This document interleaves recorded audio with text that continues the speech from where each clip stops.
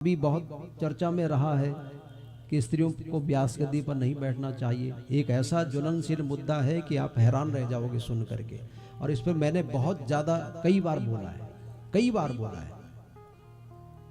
ये अगर हम कल्पना करें, आप सभी, आज ग्रोवर जी भी आए हुए उधर से, लोग कथा करवाते हैं, हमारे शर्मा जी आए हुए हैं। इस व्यास गद्दी को अगर आप खिलौना समझ रहे हो तो ये पतन करवा देगी, आपका पतन करवा देगी, व्यास गद्दी पर बैठने वाले का भी और इसके आयोजक कर्ता को भी। अगर इसके ऊपर कोई अगर ऐसा व्यक्ति बैठ गया कि जो इसकी मर्यादा को तार तार कर रहा है, क्यों? आप कल्पना करिए, मेरी बात को अन्यथा मत लीजिएगा, मैं तो एक साधारण हूं, लेकिन इस व्यास गद्दी के बराबर कोई गद्दी लगती ही नहीं है। कोई भी गद्दी इसके बराबर नहीं लगती है। हमारी कितने गणमान्य श्रेष्ठ अतिथि महोदय, चाहे कोई किसी भी पद पर आ रहा है, कोई भी है, लेकिन वो नीचे ही बैठा है, सारे के सारे। क्यों? इस मेरी मर्यादा नहीं है, मेरी कोई पावर नहीं है, मेरी कोई शक्ति नहीं, इस व्यास गद्दी की शक्ति है, इस व्यास गद्दी की पावर है। और जो नियम इस व्यास गद्दी के बनाए हैं, उसी व्यास गद्दी को जब हम ध्वस्त कर देते हैं तो वो नहीं बख्शता फिर। तो इसलिए मां सती कह रही है कि जो ऐसे कर्मों के भागी हो जाते हैं ना, सब वो सब दोष के भागी हो जाते हैं, आयोजक भी और जो बोल रहा है वो भी, सब के सब उसके दोष के भागी बन जाते हैं।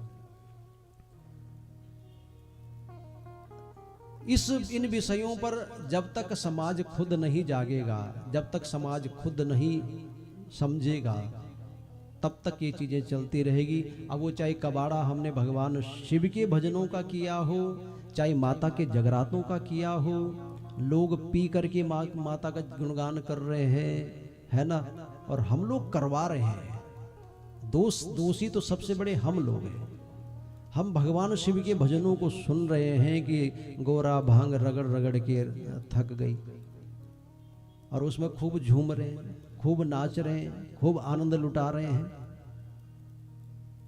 कितने अच्छे अच्छे भजन हैं नाचने के लिए, सच में कोई दिक्कत नहीं है, कोई दिक्कत नहीं है। वो भक्ति का अंग है, संगीत का तो अंग है, गाना बजाना नाचना 3 अंग है संगीत के, ये तो होंगे ही, साथ साथ होंगे। लेकिन आप अपने आपके बाप को कोई, ये तो सीधी सी बात है, सीधी आपको मैं बोल्ड भाषा यूज कर रहा हूँ, आपके बाप को कोई आपके सामने बेइज्जती कर रहा है और आप उसी पे झूम रहे हो, आपकी माँ की कोई बेइज्जती वहीं पर ही कर रहा है और आप उसी में झूम रहे हो। हाँ, बहुत मजा आ गया, बहुत मजा आ गया। तो जब तक इन चीजों पर हम स्वयं लगाम नहीं लगाएंगे, तब तक ये चीजें पतन की तरफ जाती रहेंगी। आप जितना मर्जी फिर चिल्ला लो कि सनातन धर्म खतरे में कौन आ रहा है तुम्हारी गर्दन काटने के लिए? मौका तो तुम खुद देते हो, दूसरे को कैसे आप बोल सकते हो? और उसमें इसलिए मैंने ये बात छेड़ी है कि चाहे कोई भी किसी भी तरह का जगराते से लेकर, चाहे भगवान शिव के गुणगान से लेकर के, चाहे आपको ध्यान हो ना हो, अभी केदारनाथ यात्रा में वहां के पंडों ने झाड़ करके रख दिया, जितने लोग ड्रामेबाजी कर रहे थे सबको खदेड़ दिया, निकलो यहाँ से। तुम यहाँ पर, हमारे यहाँ जो प्रथा है बाबा केदार की वही रहेगी, आप हस्तक्षेप करोगे तो पिट के जाओगे। और बंद हुई वो प्रथा, नहीं तो कोई नाग लपेटे, कोई फलाना, कोई ढिमका, क्या क्या नहीं ड्रामेबाजी वहां भी जाकर के शुरू कर दी थी। हमारे उत्तराखंड वालों ने कहा निकलो यहाँ से, यहाँ नहीं ये चीजें चलेंगी। तो जब तक हम आवाज नहीं उठाएंगे तब तक इसका नाच ऐसे ही चलता रहेगा। कहीं कहीं पर तो देखा है, आजकल वीडियो बड़ी वायरल होती है, कथा व्यास ऊपर गद्दी पे ही लगे हुए नाचने पे। कितनी बड़ी अभद्रता है, कितनी बड़ी अमर्यादितता है। तो इन मर्यादाओं को हम जानेंगे कैसे? जब हम धर्म को सच में सात्विक रूप से करेंगे। आप सही ढंग से आयोजन करिए और उसमें सात्विकता का बहुत ध्यान रखें, मर्यादा का बहुत ध्यान रखें। शुरुआत करें ना, अगर आप ही शुरुआत करोगे, मैं तो अपने ट्रस्ट के लोगों को बोलूंगा, चाहे आप 2 ही हो, 4 हो, 108 हो, जितने भी हो, जिस दिन आपने परिपाटी शुरू कर दी ना कि भाई चलो धोती कुर्ता 7 दिन डाल करके देखते हैं, मैं कह रहा हूं कथा का रंग ही अलग निकल करके आएगा। पर उस शुरू किसी को ना किसी को तो करनी पड़ेगी। आप आओ ना कि सवेरे पूजा है, हम यहाँ से नाम पुकारे हैं भैया, इस दिन इसका उस दिन उसका, फिर फोन भी कर रहे हैं, फोन तो आया नहीं।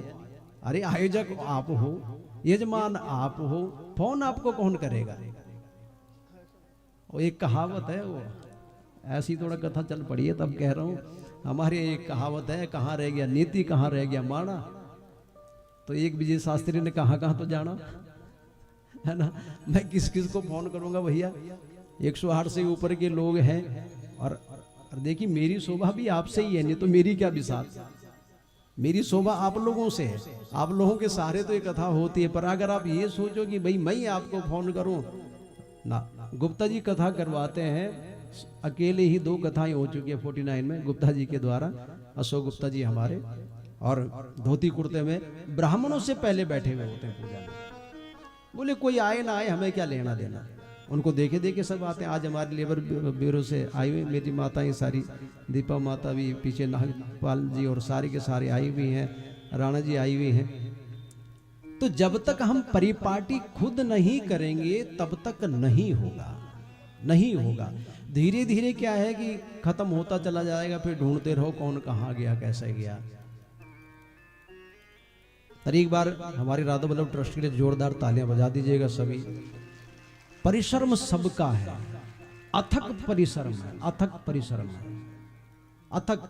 बस मेरे ये नहीं कि मैं इनको कोई तंज मार रहा हूं, ये परिश्रम बहुत अपर लेवल का करते हैं। पर थोड़ा सा जब वो भाव भी जाग जाए, बस वो वेद व्यास जी वाली बात है कि पुराण तुमने 17 लिख दिए, अब थोड़ा सा भक्ति को भी जगाओ। और जब भक्ति आएगी तो 18वां पुराण भागवत बन जाएगा, फिर भागवत बनेगा, आनंददायी भागवत बनेगा, मजा आएगा। नाचा करो।